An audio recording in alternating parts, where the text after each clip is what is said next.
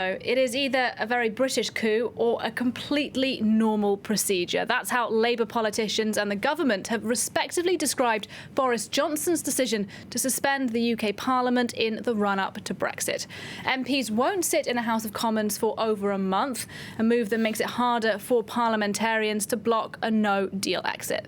So, what happens next? To try and answer that question, our international affairs editor Philip Tell is with me on set. Hi, Philip. That's a tough one, Nadia. It is a tough one, so let me ask you a slightly easier one to get us started. First of all, does Boris Johnson have a right to do this? OK, I'm going to answer this in two parts. Part one, yes, he does.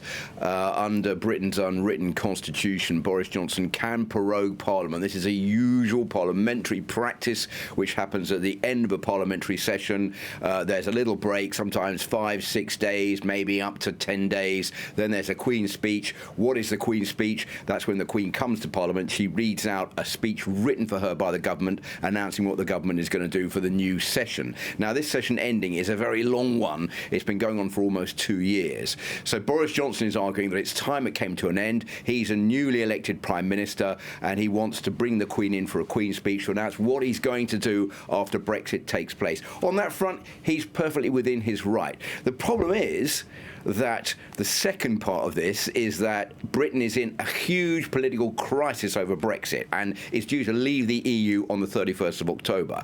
So there is a lot of anger in the ranks of the opposition saying this is no more than a 5-week interruption in the parliamentary process after a 5-week interruption in the parliamentary process over the summer, which is designed to pull the rug under the feet of the opposition, to take away any time they may have to put through opposition legislation to prevent a no-deal Brexit on the 31st of October. And that is what they are arguing. So there is the party which says, yes, Boris Johnson is doing the right thing. He's legally within his right. Yes, he is. And others saying this is nothing more than a tin pot dictator moving in to remove any time there is a parliamentary discussion to stop a no-deal Brexit before the 31st of October. And what about for those MPs who do want to try and stop a no-deal? Do they have any cards left to play? Well, let's say that the time they were hoping was going to be given to them to talk about it has been seriously reduced. Now, they're due to come back to sit for the first time after their parliamentary recess over the summer next week on Tuesday. That means between Tuesday and Friday they can talk about matters in the House of Commons. Then the process is going to be interrupted until the 14th of October, which means there will be no parliamentary sitting. So I think when they come back next week, there are two options. Option one is they're going to ask for an emergency debate to try to come up with some kind of means to force Boris Johnson to go back to Brussels and to ask for an extension of Article 50. That means asking for a delay in the Brexit process after the 31st of October so that they have more time to try to stop a no deal, which they don't want. Second option, and this is the nuclear button option, that is a vote of no confidence in the government. I don't think we're going to get it next week because the numbers don't add up, but that might happen after the prorogation period ends and the Queen's speech takes place on the 14th of October. And that means that there'll be a vote of confidence in the government.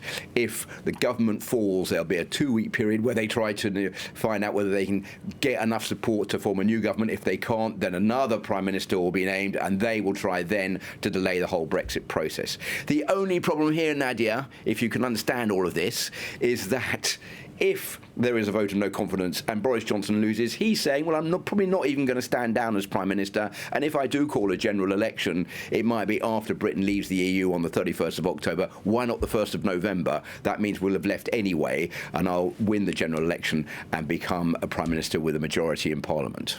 Philip, finally and briefly, if you could, now the European Union says this is an internal matter for the United Kingdom, but isn't it Boris Johnson's strategy to put pressure on the EU to make them come up with some proposals to get a deal in the end? OK, let's put it this way, shall we? On the EU side, they say, OK, come up with some new measures, we will examine them and we'll see whether we can accept it or not. On Britain's side, they're saying, come on, EU, it's your job to come up with new proposals for us. We want to leave the EU. We don't want the Irish backstop, for example. We want to abandon that. The EU says that is not possible. So it's sending the ball from one side to the other. Now, one little thing, which I will end on, is that yesterday a British diplomat called David Frost was in Brussels to talk about the withdrawal agreement, and it appears that the EU is going to come up with some kind of new proposals for the UK, and is waiting for the UK to come up with some new proposals for them. Whether or not they'll accept them appears highly unlikely, but there does seem to be a little glimmer of hope that there may be some kind of an agreement worked out before the end of October. Whether it's enough time to pass that through the House of Commons, that also remains